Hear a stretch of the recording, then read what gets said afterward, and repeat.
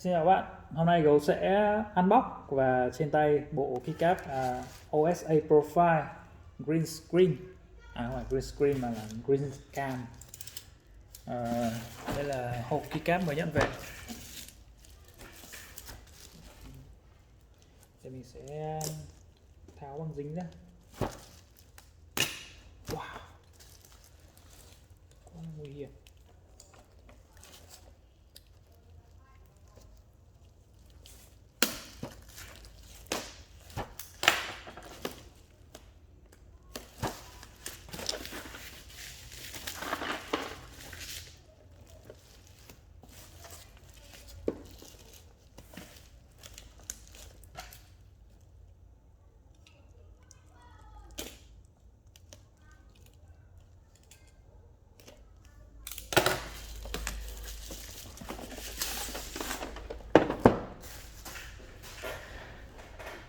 Đây là vỏ hộp nhìn khá là đẹp. Thông thường những bộ keycap rẻ tiền thì họ sẽ chỉ đóng trong những cái hộp giấy như thế này thôi. Còn bộ keycap này thì vỏ hộp khá là ok. Kể cả Mackie mà sản xuất SA Profile thì hộp của họ cũng chỉ là cái hộp bìa cắt tông màu vàng ban nãy. Còn Domiki thì hộp đựng của họ là bằng một cái hộp cũng tương tự như thế này, khá là đẹp. Còn đây là keycap của OSA, không biết bên nào sản xuất. OSA Profile có tất cả là 3 khay. Đây là khay đầu tiên. Mỗi một khay thì lại có một lớp đệm màu đen để lót đây, khá là chỉnh chu. Layout của cái khung nhựa này thì vừa với các phím luôn,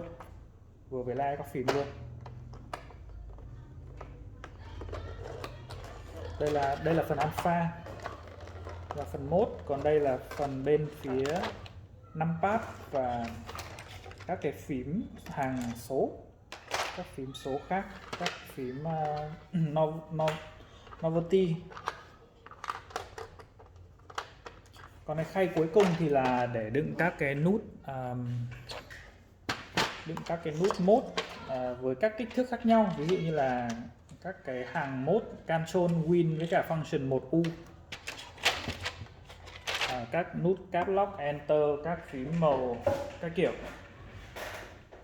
Đây là khay thứ ba này, chứa có cả space 3U cho mini lae, các cái nút mode 1U này, 1.25, 1.5 này, shift ngắn này, cap lock, step cap lock này, có 2 step cap lock.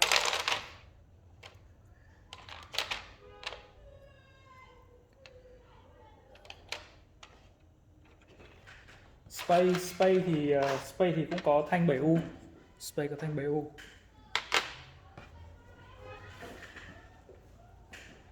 Đây là phần numpad. Mình sẽ xem cái chất lượng gia công của keycap. Ví dụ như là tất cả các keycap này thì là double shot thì là họ dùng hai mảnh nhựa ghép vào nhau, cho nên là dùng lâu thì không sợ bị bay màu keycap. Đây double shot này, trắng xanh, cái này là đỏ trắng, còn cái này là xanh trắng. Độ dày thì cũng khá dày, độ dày khá là dày. Lát nữa thì mình sẽ so sánh độ cao của các phím này. Home. Ở đây thì mình có keycap của Cherry Profile.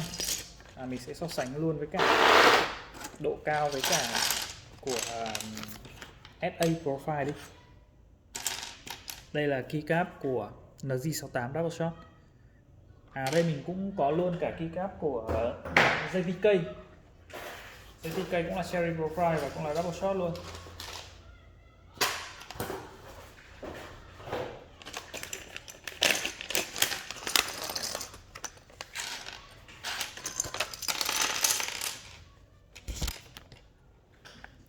Đây là keycap của JTK. Nhìn rõ ràng là xịn hơn của NG68. Đây là NG68, còn đây là của JTK, cũng là double shot. Về so sánh độ cao thì chắc là mình sẽ đổi cái góc quay của camera cho nó dễ so sánh.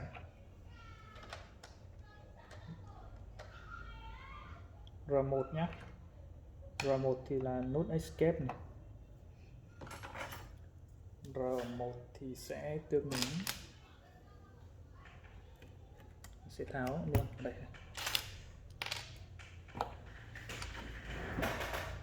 Đây, chiều cao. Đây là Cherry Profile. Đây là OSA. Mình sẽ lấy cả một keycap của SA nữa.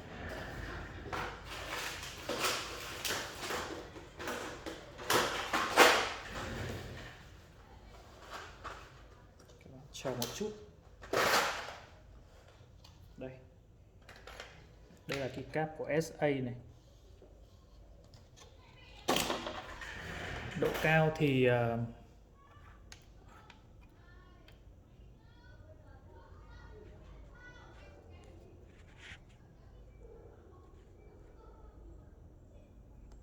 thì là SA cao nhất này. Đến OSA và đến Cherry. Còn OEM thì sẽ cao hơn Cherry một chút. Đây là keycap của Domiki, bộ semiconductor. Đây là round 1. Round 2. Round 2 thì sẽ là hàng quy. Hiện tại thì mình cũng không nhớ là keycap profile OSA là R1, R1, R1, R1, R2, R3, R4, R4 hay là nó sẽ là khác round. Ví dụ như là Cherry thì là hai hàng đầu tiên là R1, R2, R3, hai hàng R4. Còn SA thì là hai hàng R1, R2, R3, R4 và R3 hoặc là R4 tùy profile. Đây là hàng R2, round 2. Round 2 thì sẽ tương ứng, mình sẽ nhổ luôn keycap của NG68.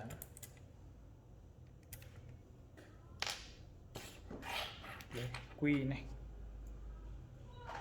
Đây.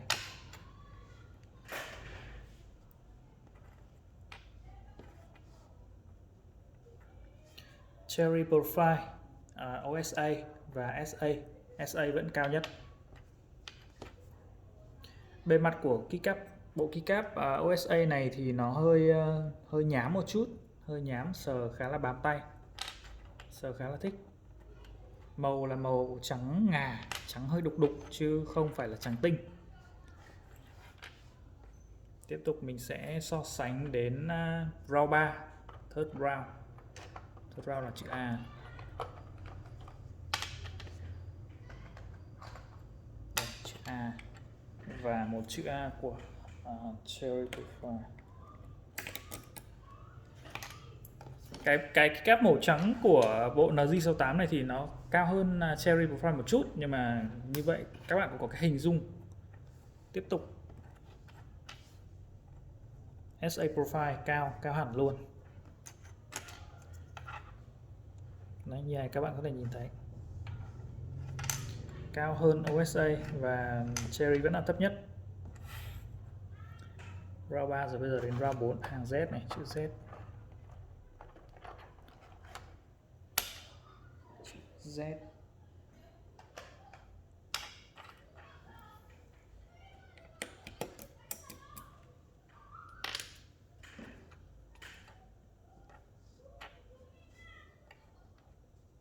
SA Profile vẫn là cao nhất, OSA và Cherry. Bề mặt của OSA thì nó hơi lõm vào, lõm đều cả bốn phía. Còn Cherry thì là cong, nó cong như thế này. Đến round cuối cùng thì là cái nút control này. Mình đã không có mode của SA ở đây. Control nó sẽ tương ứng với đây, control của SA đây, control của Cherry đây, cao hơn một chút, nhưng mà so với SA thì vẫn thấp hơn. Đấy. Chung là bộ keycap này thì chất lượng khá là ok, double shot và khá là dày. Cảm giác gõ thì mình chưa gõ thử cho nên là chưa đánh giá được. Màu cũng khá là đẹp. Bộ này rất là nhiều nút, 215 nút cho nên là có thể thoải mái luôn thay các loại layout. Ở đây có khá nhiều novelty 2 này, 4 này, thêm 4 cái nút này nữa, 4 cái nút của PlayStation 1, 2, 3, 4, khá là đẹp. 215 nút khá là nhiều, tha hồ mà thay vào những layout khác nhau. Cảm ơn các bạn đã xem video này. Nếu mà các bạn có muốn so sánh thông tin về những profile keycap thì các bạn có thể comment xuống bên dưới và mình sẽ trả lời sau. Cảm ơn các bạn đã xem video này. Mình là GoAK và xin hẹn các bạn trong những video tiếp theo. Xin chào và hẹn gặp lại.